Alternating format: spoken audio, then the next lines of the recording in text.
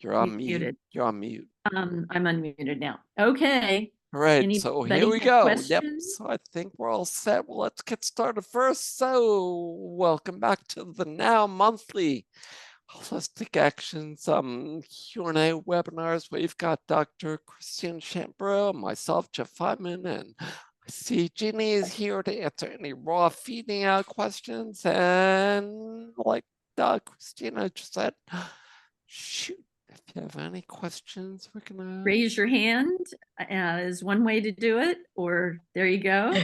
Judy, go ahead and unmute yourself, Judy. Yeah. Okay, it's nice to see both of you. Dr. Chambreau, we had a short consultation a few weeks ago, I think, so it's nice to see your face. So my dog is up for his distemper parvo vaccine, and I'm having a lot of doubts about giving it to him. He's going to be 11 in April. Don't give it. So don't give it. There's no, so have you taken the 101 fundamentals course yet? I haven't yet, no. Okay, for everybody listening to this here and in the future, number one step to do, unless you're in a medical crisis, in which case your number one step is finding a holistic vet.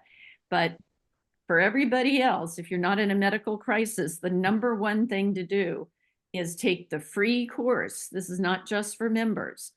The free course, Fundamentals. It's a 5-lesson course. Talks about nutrition, avoiding toxins, most importantly, and toxins includes vaccines. So there's no need for any vaccine except for the rabies vaccine, which you do need to do. And that covers things that can help mitigate, not always, but often, any damage that's done. Okay. Does that answer your question, or do you? No, are you that's in a pickle good because somebody's requiring it? No, we have a holistic vet, and I think they'll be fine with that. The Good. rabies is the reason you're saying that it has to be, is that because of legal issues? Okay. And if you have a good holistic veterinarian and there's enough cause, and depending on where you live, you can get exemptions written for that. Okay. All right. But remember that the more we build vitality in our animals, the more they're able to tolerate being poisoned occasionally. Just like us, right? Yeah. Whether it's poison from the everyday 70% glyphosate in our rain or a vaccine. So our goal is having that mental and physical stimulation and to keep them as healthy as possible. Okay, thank you very much. Before you move on, I just want to put what you just said in science terms, because it's not, I'm not a question of being poisoned, it's a question of susceptibility. How likely is it for you or your pet to have a reaction to anything, like since that glyphosate or vaccines or drugs or anything at all? And that susceptibility is going to decrease as the balance improves. The balance is going to improve as energy improves. So the cellular energy allows the body to stay in better balance, but you need other tools like happiness and good food and all the stuff that we know that are in the 101 course to keep them well balanced. So, Dr. Christina, do you move on to Tasha? Okay. Got her hand raised. Yep. Tasha, unmute yourself. Hi, thank you. Yeah, so we had a session with you a couple of years ago, and we followed all your advice. We have a little Shetland sheepdog called Buddy, and he is now thriving on all of that advice. So he's raw fed and all the rest of it. It's fantastic. Excellent. He has this, so he has this retained testicle that we're told needs to be dealt with. We resisted the vet's sort of orders that they would have How old to. Is he? He's coming up 3. In 2 months he'll be 3 years old. He's thriving. Otherwise, apart from the retained testicle, that hasn't caused him any problems as yet, but I'm told that it could do. They obviously they wanted to do, we can't get a local holistic vet, so we've got Where a do you live? in the UK, so we don't have a local holistic vet Okay. that we've been able to consult with. So I'm just wondering how, I know you can't say specifics, but just in Well, general, there, the retained testicle thing, how, because we don't there are a really want to couple have of him things. muted. There's no reason to have him Right. muted other than, so. Yep. So the first thing is there are a number of homeopathic veterinarians in the UK who will work by phone. And I have definitely had success over the years, and in all of my teaching and writing and working with other people, have had many reports of homeopathic medicines that allowed the testicles to descend. It just sort of Even at depends on where it sort even of at this depends age? on where they are. Yeah, even at that age. If they're Okay. really way, way up in the abdomen, they don't usually. But if they're somewhere lurking near Right. where, the space where they'll descend into, then I definitely have had that happen. So Okay. that's and given that you don't think you have a person locally, having a homeopathic vet who's your vet on call would be a really important thing to have. And Okay. and now I'll let Dr. Jeff talk about the risk benefit of leaving retained testicles in. He's Great, our thank you. science person more than me. You already kind of answered that. It depends where it is. If it's an inguinal, if it's an inguinal canal, then the risk is low. But even if it's in the abdomen by the kidneys, the tumors tend to be benign tumors, but torsion, twisting of the cord is a real thing. So And what would she notice in terms of symptoms for that?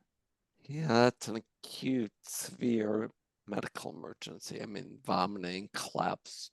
But Yeah, it would be torsion. What, it's twisting, the cord is twisting around the intestines? Is that what's happening? or around the blood vessels. It depends on how it goes. Yeah.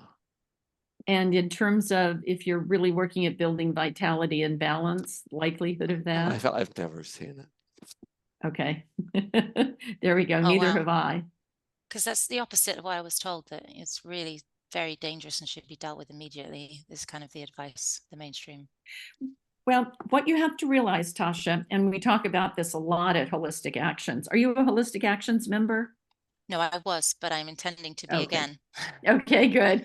Well, Yeah. we have some good, no, it really is, we say over and over again, we have to just be gentle with our conventional veterinarians. They know not of what they speak. They're trained in a very limited box. Dr. Jeff and I were trained in this very limited box, and it's all we knew. And so it's basically everything comes from a file cabinet or from looking in the index of a book. This symptom, it's this, or this. The cause is this, or this. You do this test. There's only 3 treatments. If that fails, you recommend euthanasia. And so they will say that. And Yeah. here's the thing you can do for them. Or one thing to do if you're comfortable with it is just to ask specifically, what are you worried about, and why do you specifically think it's an emergency? They quoted the danger of cancerous tumors. Oh, yeah, but that's not an immediate. That's certainly not an immediate thing. Okay, and vitality trumps most cancers. So that's the big key there. Okay, and definitely go to our article, holisticactions.com/select. Read the whole article, and we have some links for the British Homeopathic Association, CIVT, several others, and also check out the British Acupuncture Association. So you may find somebody, you may be surprised that there's somebody hiding out near you that you didn't know of. Great, thank you. Thanks so much. That's fantastic. You're welcome. We're going to move on to Kirsten. Unmute yourself, my dear. Hi, this is Kirsten. Dr. Hi. Chambreau, I asked you this question via email, but I wanted to get a little bit more elaboration about my dog. I have a Vizsla who is 8 months old, and she needs to be spayed, sometime in the future. And I'm trying to determine whether I should wait until she's through puberty, maybe three years of age. I'm not really wanting to do the intact thing because I don't want her to keep being in heat for the rest of her, or going through attracting male dogs for the rest of her life. So what would be the best? Wait as long as you can. Wait, as you know. How old is she, did you say now? She's 8 months old. I think the rule of thumb is that we used to use with that was 2 heat cycles. Okay. What do you think, Dr. Jeff? If you're not going to do OSS.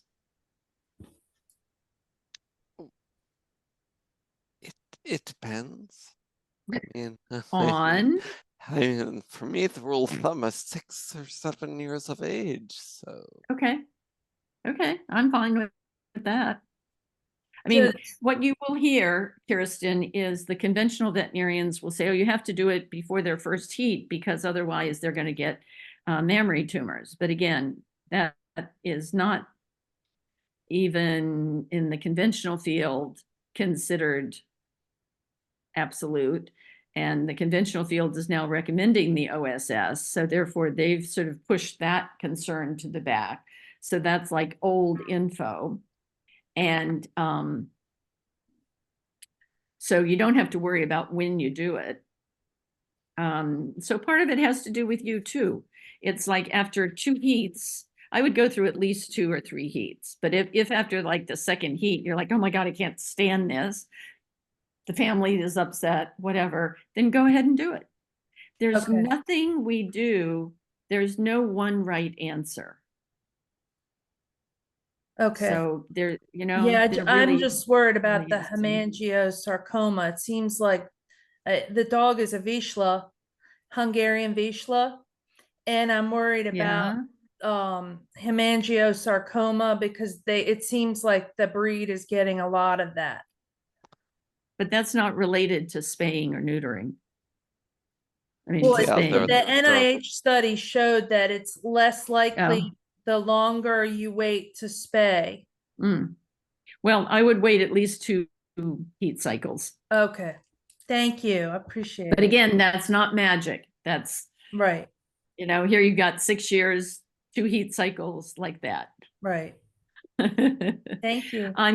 You're welcome. I'm going to go to a boxer in the chat that has puffy ear tips. Occasionally shakes her head, no ear infection, some cracking on the inside of the ears.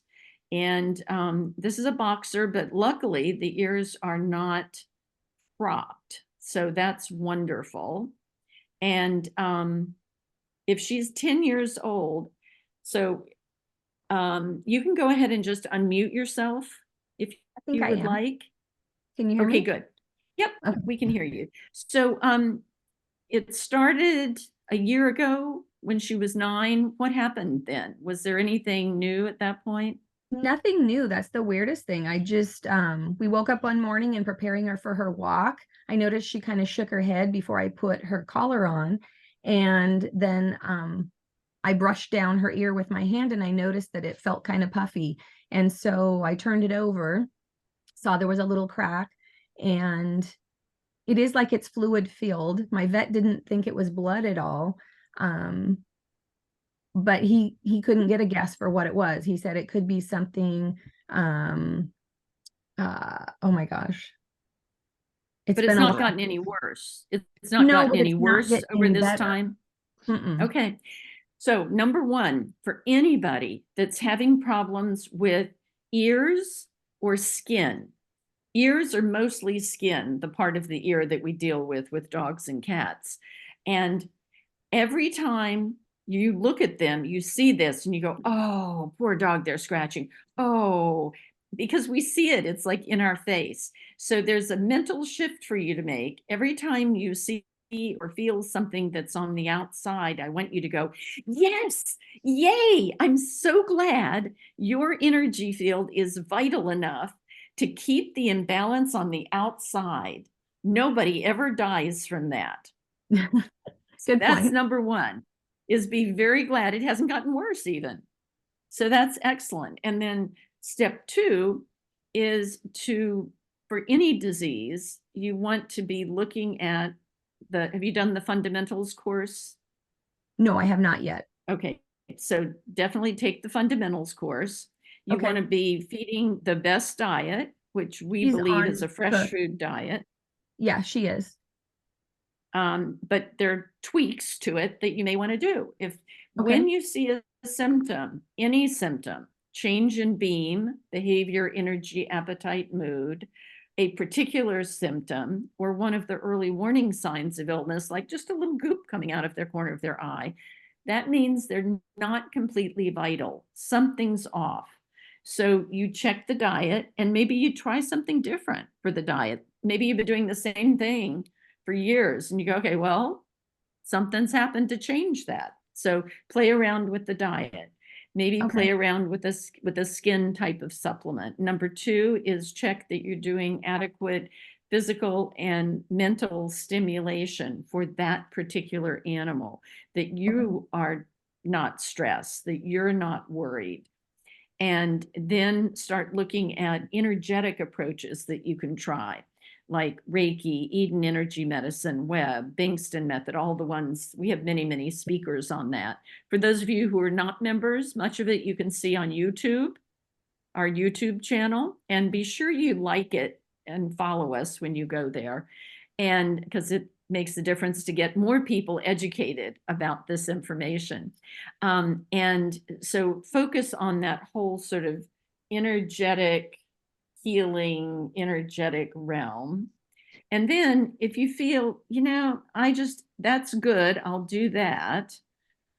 And things that you can do that aren't harmful that we talk about, like acupressure and massage and flower essences and essential oils and all those things, which is a matter of trying one, keeping the journal, the Healthy Dog Journal or Healthy Animals Journal, trying one, recording the difference, and then trying a different one if you need, and moving on one by one. And when it's a skin problem, you have time to do that. Or go to holisticactions.com/select and get a homeopathic or a good Chinese medicine veterinarian on board. And that can be done virtually. Okay. I'm not sure what it is, frankly. Sounds like a little oral hematomas right at the tip. Even though the vet thought it was not. And it's been there without getting worse for a year.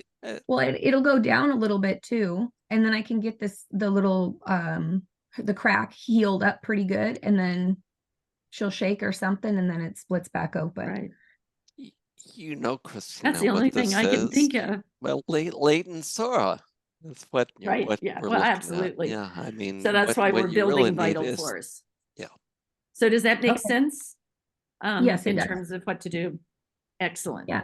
I was worried about the circulatory issue, I think. So I just wanted to make sure I didn't need to go that direction. Probably not.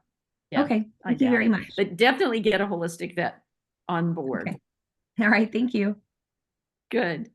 I think, so I don't know which one is first. Is it Paulina or Melinda? Yeah. Paulina. Okay, good. I never know what order it goes in. Paulina, go ahead. Hi, Paulina here from Button Noses Tiny Dog Rescue in Toronto. We're just so grateful to be here with all of you. Hi, Dr. Jeff. Hi, Dr. Christina. Question for you. This is about our Chi Poo. He is 16 and a half years old, and he's probably one of the crankiest senior Chihuahuas that you have ever met, but he has a boatload of personality. And so you're going to hear many of these stories because we seem to have a lot of these types of Chihuahuas. With Chi Poo, Chi Poo loves to wake up at 4 o'clock in the morning, 4:30 in the morning, and sound the alarm, and he starts to scream because he's demanding breakfast. And when he does this, he gets all the other rescues up and gets them all kind of barking and moving around and in panic mode, right? Because they're all anticipating to be fed at 4:30, now 5 o'clock, when their breakfast feeding is about 7 o'clock in the morning, 8 o'clock.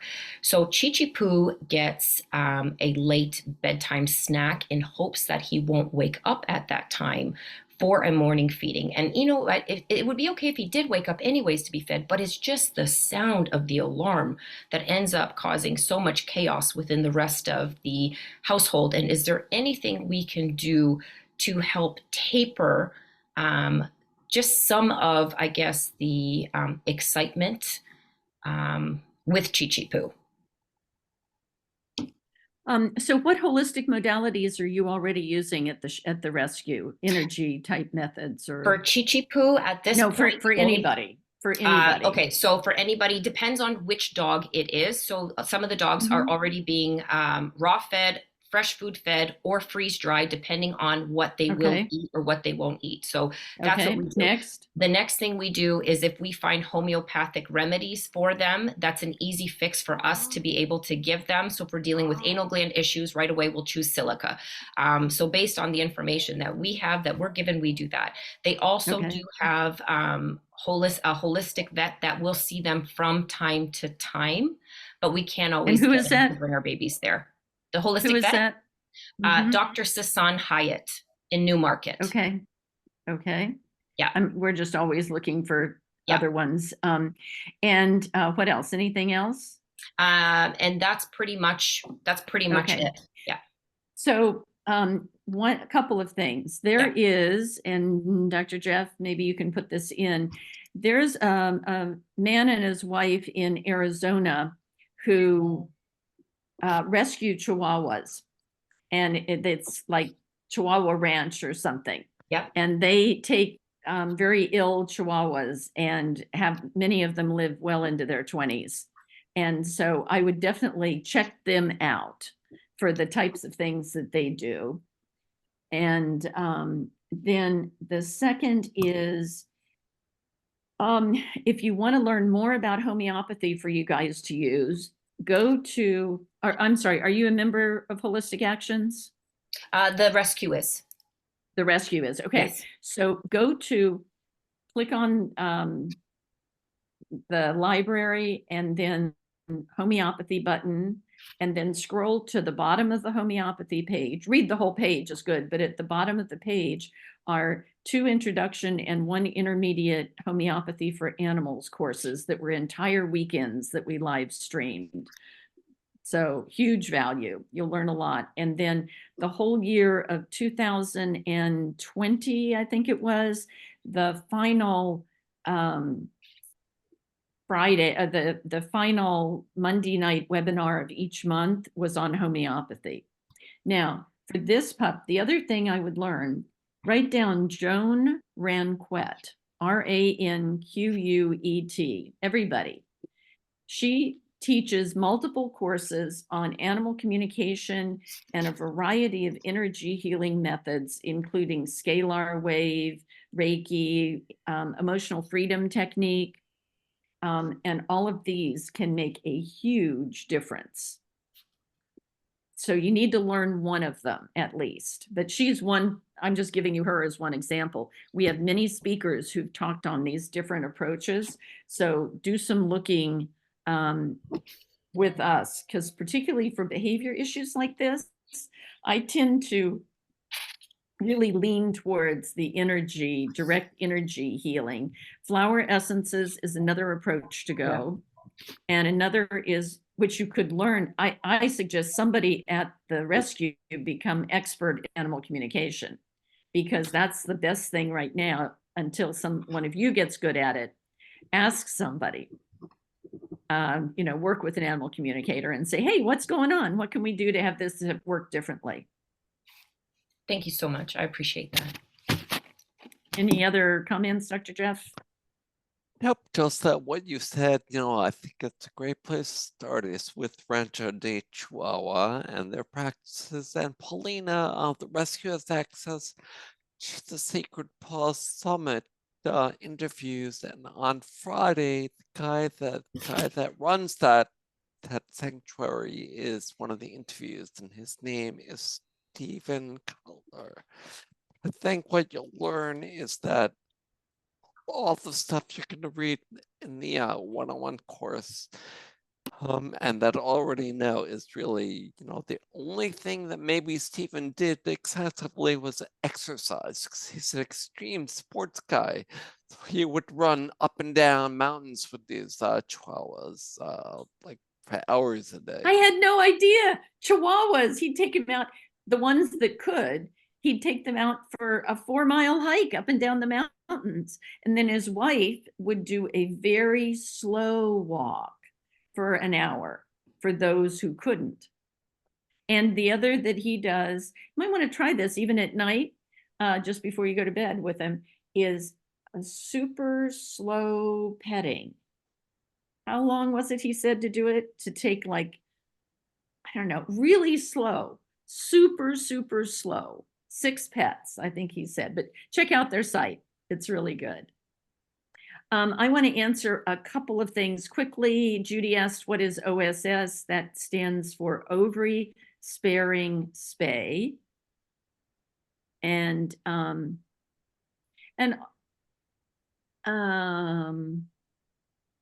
then dental health, oral microbiome. The bottom line, Brenda, is are you feeding big chunks of meat or meaty bones, like chicken feet or turkey necks or like that? No, my dog is very finicky. Okay, so when you have a dog with a finicky appetite, it means that's one of the early warning signs, as well as BEAM, that they're not completely balanced. Mm-hmm. And so have you taken the 101 course yet? No. Okay, next step is to do that. And so imagine eating dry food, they just inhale it. Teeth get carbohydrate crap all over them and they don't get cleaned. But imagine sinking their teeth in to a big hunk of steak or a chicken neck.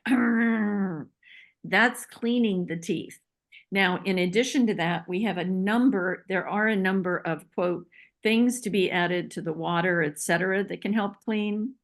And that can make a big difference. For Epulus, I would definitely work with a homeopathic veterinarian or a Chinese medicine veterinarian and follow. The Epulus may just stay there forever, but not grow, or following the steps we talk about in the 101 course, the Epulus may go away.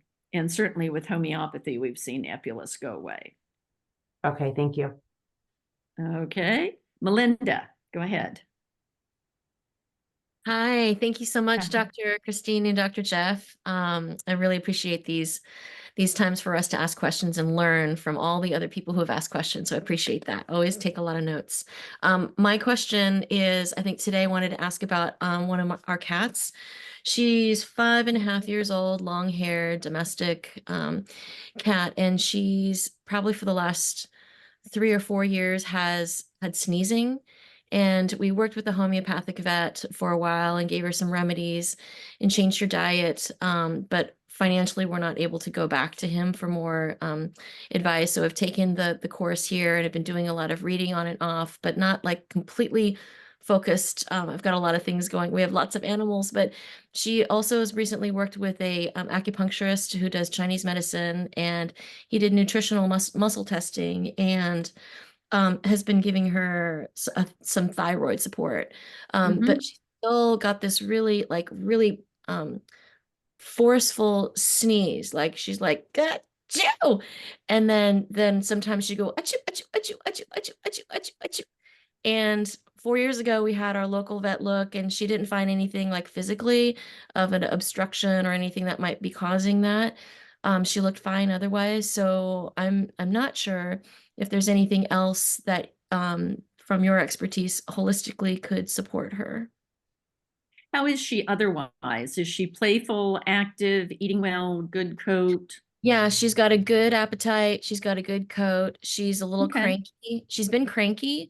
So Ever during- since the nose or even I think before the during- nose? Yeah, I think that's a good question. She had a chiropractic treatment because she was super cranky and we thought maybe she got injured. She came back one day not looking well, and then she got an adjustment, and then her mood got better. But our animal chiropractor moved out of the area, so we're still looking for a gentle one that can work on her. But So again, she's go playful. to the article and go to every website. I don't want to take our time here, but go to holisticactions.com/select Okay. and read the whole article. That'll explain why you're going to have to take a week or two in order to find anybody. Okay. And then you may find a homeopath who can work with you for a lower amount. But the most important thing to realize is you've got two things going on, the respiratory and the behavior that might be linked. That's why it's good to keep a journal. Okay. Holistic Action members, that's one of their benefits, is they can download the Healthy Dog or Healthy Cat journal, and then you Okay. create your own 3-ring binder. For those of you who are not members, you can go to my website, ChristinaChambreau.com, and you can order it there, either the ebooks or the print version. But tracking the symptoms so you would know, oh yeah, those two happened at the same time. That can be really important. But given that pretty much overall your dog's feeling good, you're doing Cat. the right thing, which is to be, I'm sorry, Cat is feeling well overall. You're doing the right thing to work at better diet, no toxins, lots of physical play, particularly sniffing. Okay. Like, find ways to get this cat to sniff for food around the house, or Okay. to maybe experiment with either catnip or silver vine, which is another one. Okay. Another thing you could try while you're working at finding a holistic vet to work with, it would be flower essences, the Jackson Galaxy essences that Dr. Jean Hovey created, definitely, and Green Hope Farms and Pet Essences. All three of those have particular respiratory combinations, and and that didn't help.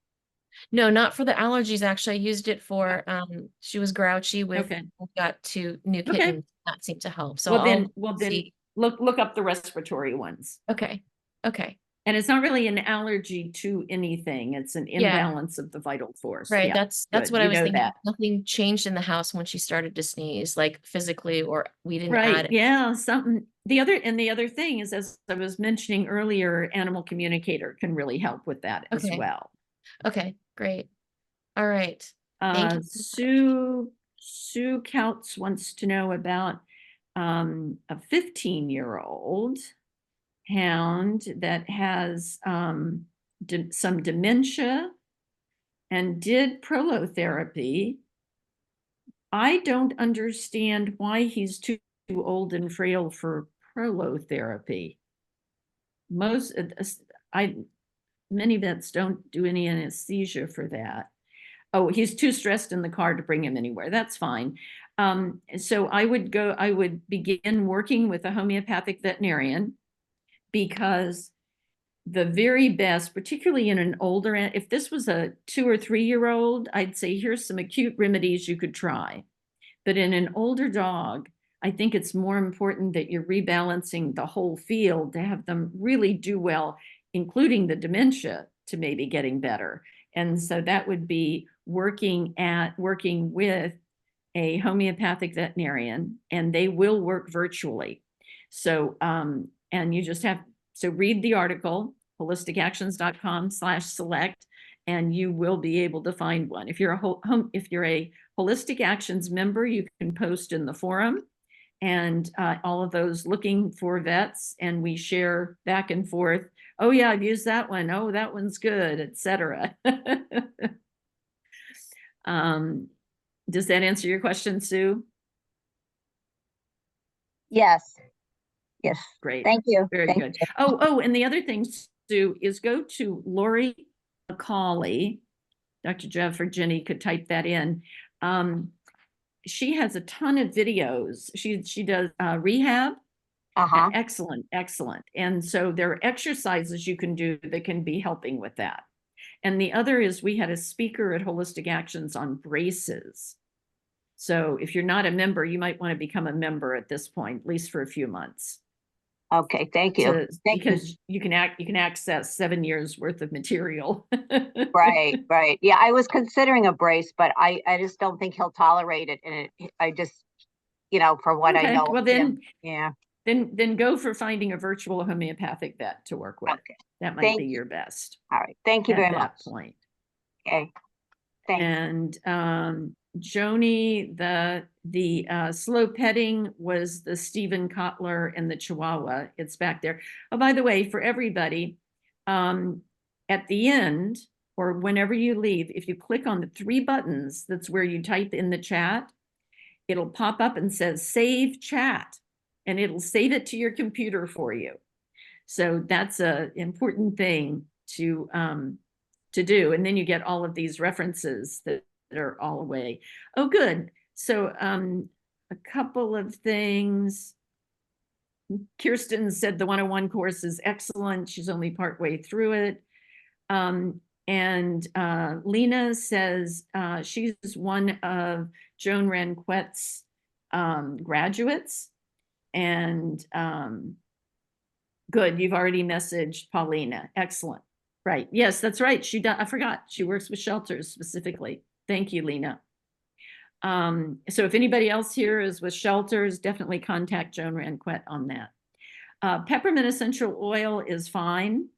I wouldn't worry about that with dogs, even with cats. The only thing is it causing a problem for the specific animals? So some dogs don't like peppermint, like a mother and son horse dental team would offer lavender to every horse. And so they'd have lavender on them. And he walked into one stall and the horse ran to the very back of the stall, like, get out of here. Luckily, his mom hadn't yet put anything on. So she was able to treat the horse by using a different flower essence because lavender didn't work for that. So anytime you introduce anything, new food, flower essence, essential oil, whatever, just pay attention. Do they not like it or something like that? So Dr. Jeff, for a cat lover, quercetin. It's fine to use. And great benefit? for the respiratory. It's great for the allergies in general. It's a great antioxidant.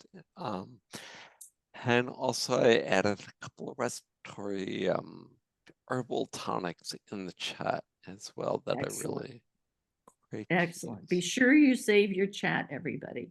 Oh, by the way, the person with the boxer with the puffy ear tips, you said that before I put the collar on to take him for a walk, I recommend a harness instead of a collar. Dr.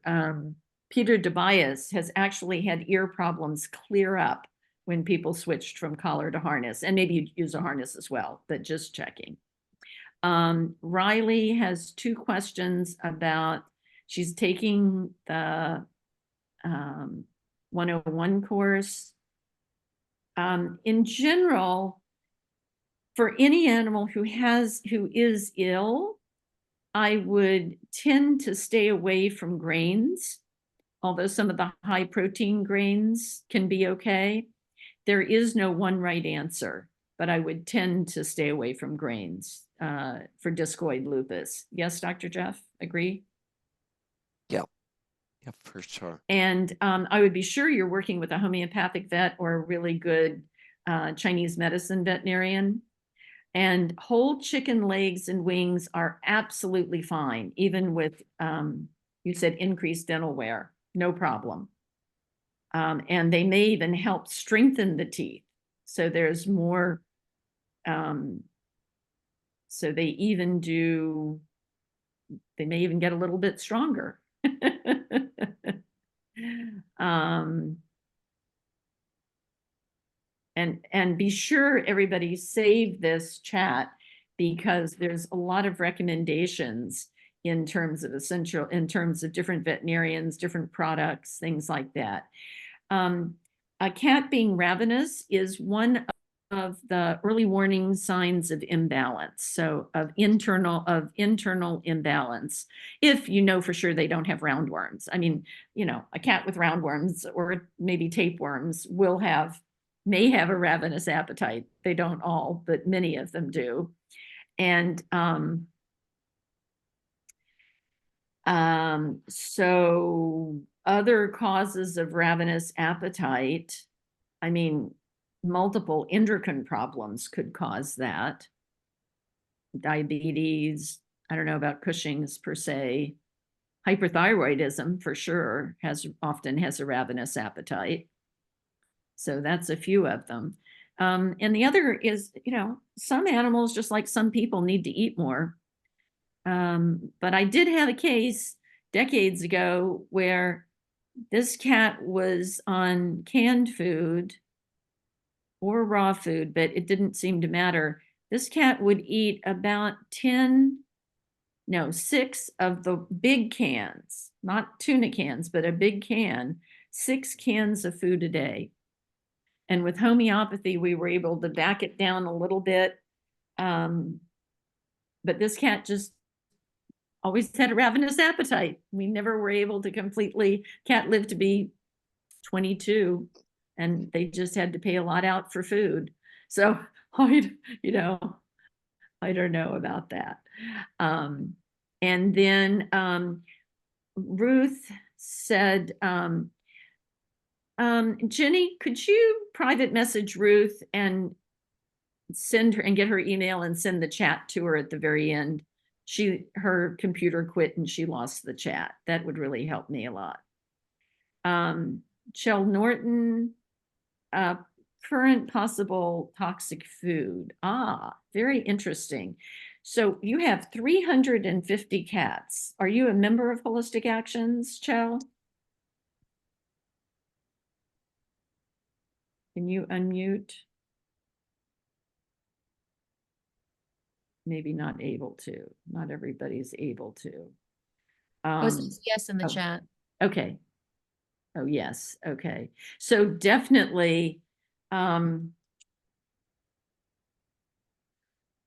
be posting in the forum a lot with everything that you're doing. And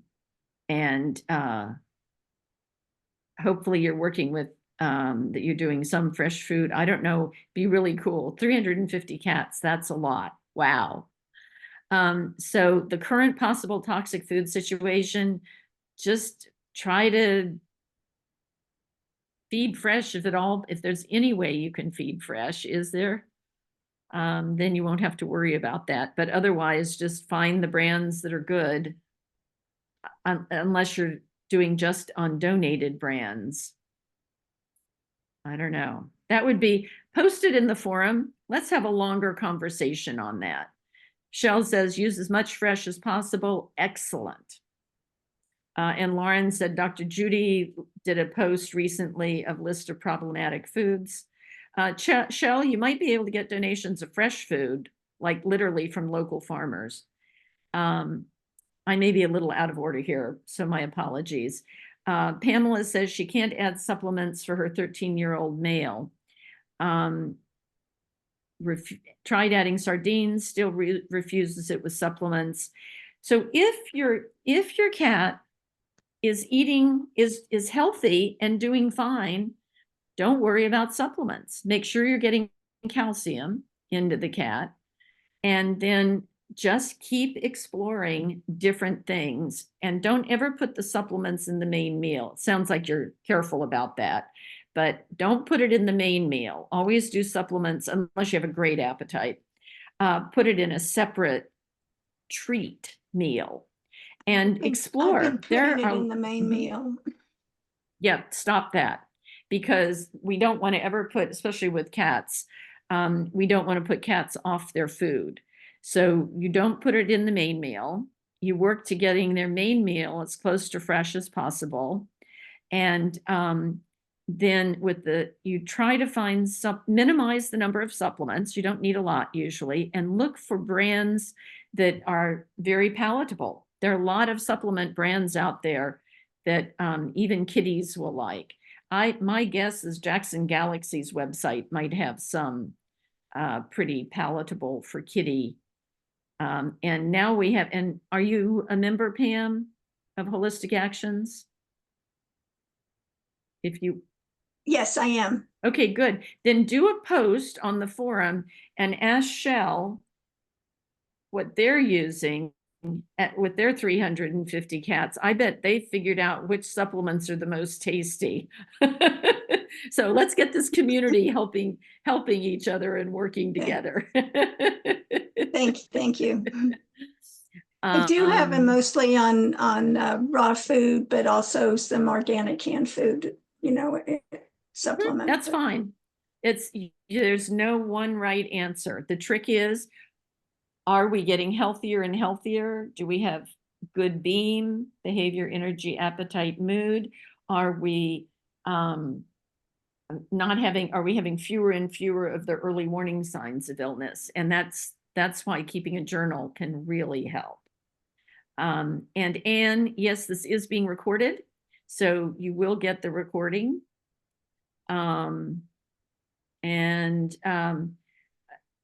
For vets Lauren, for vets that specialize in cancer, everybody we've had speak. So just go to all of our, usually it's November webinars, and you'll see the list there. Oh my goodness, I can't believe this. It's only 20 minutes after, and I think we've answered everybody. So anybody else that has a question? The way to raise your hand is go down to reactions, click on reactions, and then you'll see raise hand, and then your hand raises. And after I've answered your question, then you click on lower hand, so the hand goes down again. Nick, go ahead. Oh, that's clapping. Nick is clapping. Nick found reactions, and there's a clapping. And Linda was next, yeah. And Linda's ready. And you had asked me earlier to get Linda. I'm sorry, Linda. I read him and missed it. Go ahead. Yeah, you got a lot going on there. No problem. I didn't know how this would work because I have a 15-year-old standard poodle who has. Oh, good. Good job. He's been very active, stairs, walking, fetching, paws up, standing on his hind legs for treats and meals, the usual, what's left of his puppyhood expressing itself. And then we came home one night and he was in terrible pain. And we took him to the vet as soon as we could, which nobody knew what was wrong. They were puzzled. Was it neurological? Was it muscular? Was it broken? What was it? And we just put him on they put him on Galliprant at my suggestion, just so we could get the pain out of the picture and see what was going on with him. And this happened in May. And before that, there was concern that he had laryngeal paralysis. And I took him to a neurologist, Dr. Josephs, who I've worked with before. And he put him on a whole bunch of supplements to help him with that, with what he thought was neuropathy in his hindquarters. And then this other thing happened, and suddenly he couldn't move anything. And we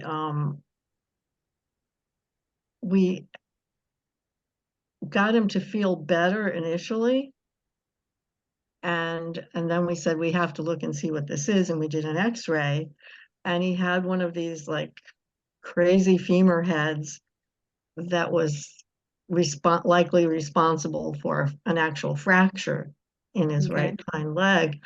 And the thought was that it was osteosarcoma, but the crazy femur head was not a good place to get a punch, and there was no place to find out if it was. So that threw chemo out the window. I got crazy enough to think maybe he could be a tri-legged dog. And the surgeons assured me no, he was not using his left leg enough, and that was probably the neuropathy raising its ugly head. So in the course of all this, now the only thing I could do is radiation, but we don't even know if it's cancer. It was a very mixed up case. And okay, so I have to move you along a little faster because we're running out of time. Where are you now? What's your question for right this now? is probably very much aimed at you because I listened to your homeopathy thing. I've had a homeopath for years up until COVID when he passed away. And I also consulted with Charlie Loops, is it? Yeah. And I'm a shotgun person, so I had him on, and you'll appreciate this, but probably hate me. Arnica, Rustox, carcinosin, Okay, symphytum. so wait a minute. What's your question now?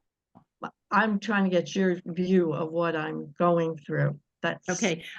So in order to be able to tell you what homeopathic medicines have been effective, not effective, what would be the next one is I would have to do what Dr. Loops does, which is to hear every remedy you gave, the reaction to each remedy, even if you're giving multiple at one time, which is fine often, and then I'd need to take the whole case, and I'm no longer doing homeopathic veterinary care. So I can't, it would take me about an hour at least, or 2 hours. Well, my question is more general than this. I contacted Dr. Loops. He added a couple to my list that I just gave you. Okay. For the keystone reasons. Okay. And over time, he would get to the point where he was just fine.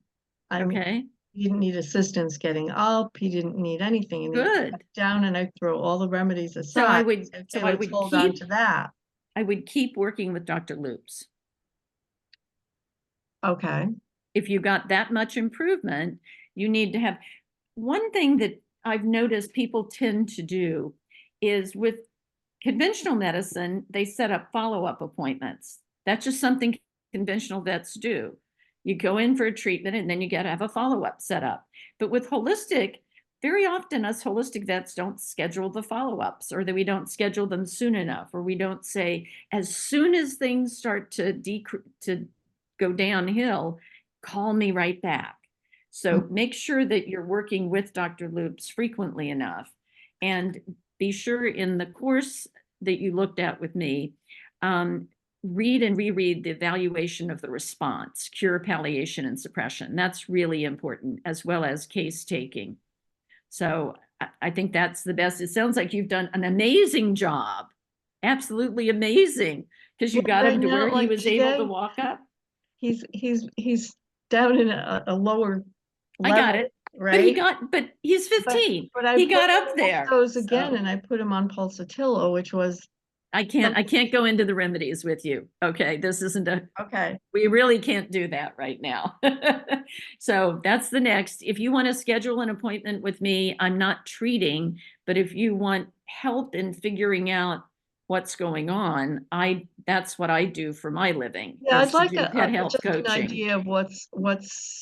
So email me at Healthy Animals. Email Jeff, and he can pass it along. Okay. To But I thought no. Take so long. If you want to schedule an appointment with me, you need to email me, healthyanimals@aol.com. And I'm going to move on because we've got a couple more people now. Tina, go ahead. Look who's here. Tina Ellenbogen.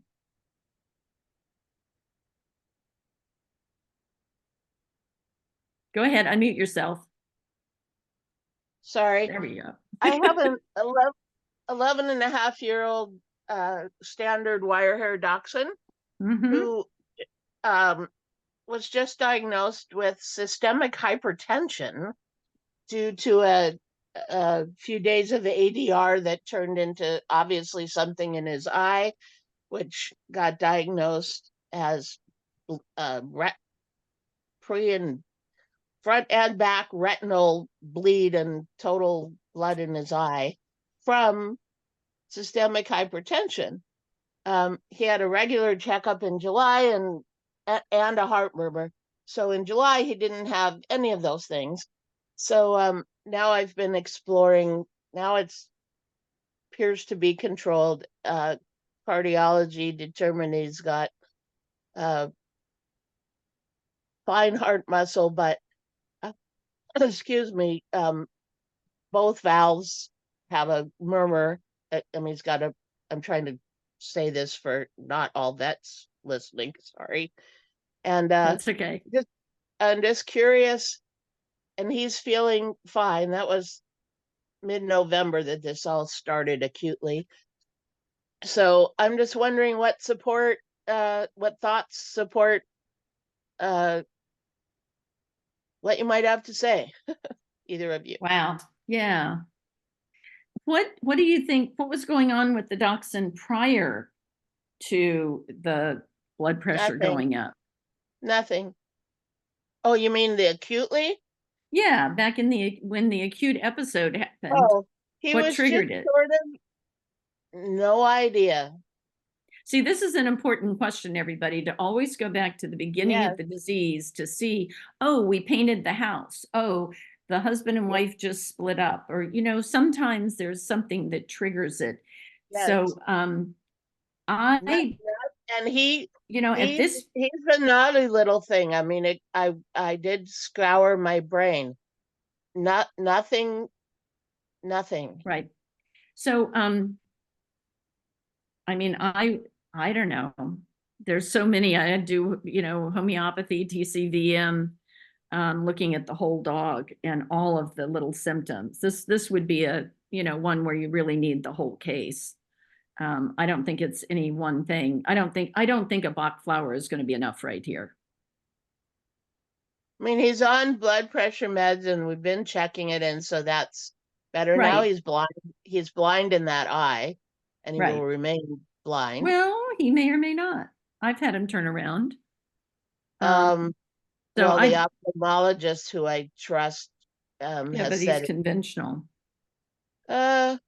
well, No. but it's stretched so much that it is still Yeah. larger, and it was up enough that he's Well, I would ready just to, say but if there's anyway, any we'll find out, I guess. right, if there are any mental emotional stuff, then the Bach flowers would be great, of course. But otherwise, I'd do TCVM or homeopathy would be where I would go with it.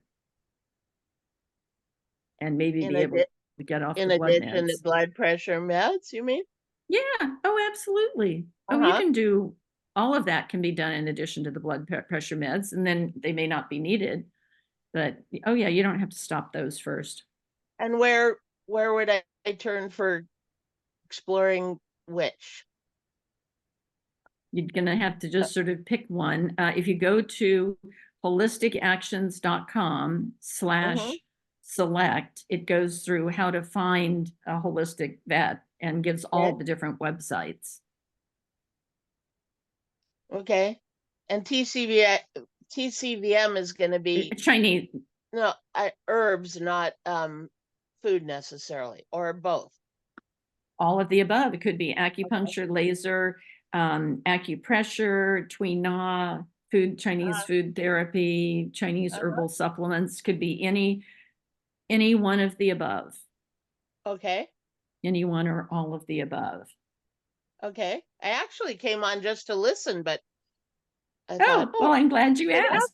And I was glad this is Tina the vet, right? This is Tina who I know. Right. Okay. I wasn't positive. So good to see you. Drop me an email someday, and I love to catch up with you. Email. Healthy so animals, healthy I'm animals at AOL.com. And Whitney says laser acupuncture. Well, acupuncture in general, doesn't matter whether it's laser or not laser. Let me quickly go to Nick. I'll just say, can I just say one other thing about him? So I knew he wasn't feeling well the night before, because I don't know how many of you know dachshunds, or I mean, this is my first dachshund. I never wanted a dachshund, but his chi, I mean, his energy is so vibrant that when he's exceptionally tired or he doesn't feel well, you can just sense it. And so I knew he wasn't feeling well, but he feels pretty darn good now. Good. And of I course, mean, the- for everybody, the other thing is what I talked about earlier as well, which is doing energy work. Tina, we're out of time Good. completely, That's but I fine. want to let Nick get her Absolutely. follow-up on. Thank you. Hi, I'm so fortunate to have found this group. Intuitively, I feel like this is right where I'm supposed to be. Great. I have a question or a couple questions. I wasn't even going to speak, but I'm being brave today. This is my 21-and-a-half-year-old kitty. And I have two questions. One of them is about water. With her, she has kidney disease, but I mean, I was told she was gonna go from kidney disease 9 years ago. I was also told she had FIP at 1, and these are conventional doctors, and so now I have a little bit of mistrust in vets in general because of that. So I've been treating her with a little bit of potassium and some phosphorus binder purely on intuition. I mean, it's like, oh, we need a little bit of, this is what we need today. That's just how I've been winging it. So Nick, we have on at Holistic Actions, when you become a member, we have a whole section on kidney disease, and we have about probably 20 different speakers and talks on kidney disease. So you will get more than you need. And I would be working with a homeopathic veterinarian virtually, or a local TCVM vet. I think that's really important.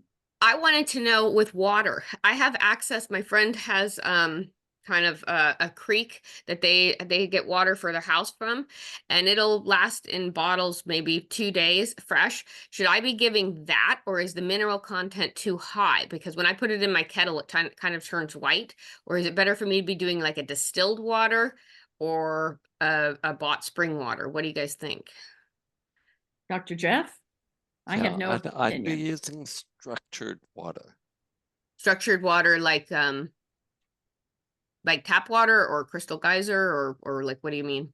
Yep, you can no, structured water is a process whereby you're adding vitality into the water, and yeah, so it's actually not a prep brand per se. I'll see there. Your best bet actually is go on the HA forum and just search structured water, and there's lots and lots of information there. Oh, thank you. I've never heard of that before.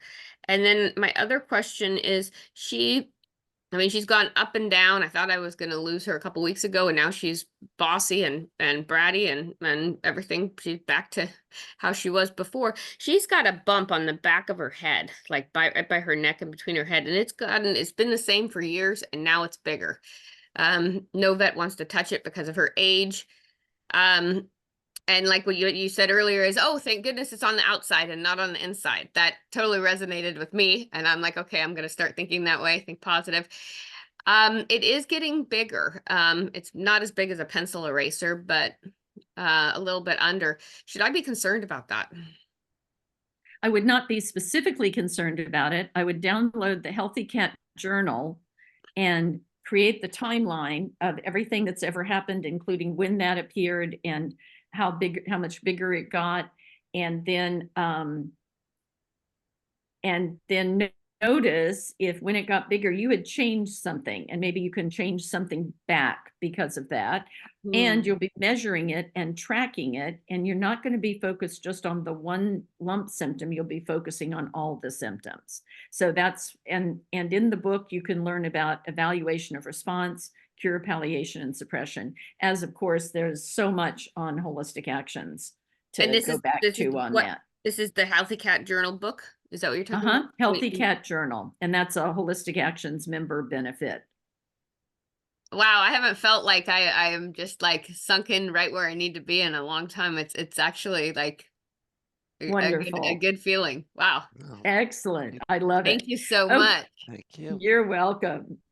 Bless you. Thank you. Okay, we're out of time. We're over out time. of time, and members, we'll see you on Monday.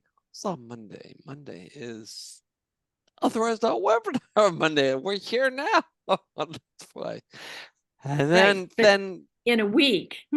Thank you. Yep. Then we'll see you in a week from Monday. And you all, if you want to be here next month, we'll be here last Friday of the month. Bye-bye, everybody. Everyone that needs a post, you can post on the forum any day. Okay. Bye.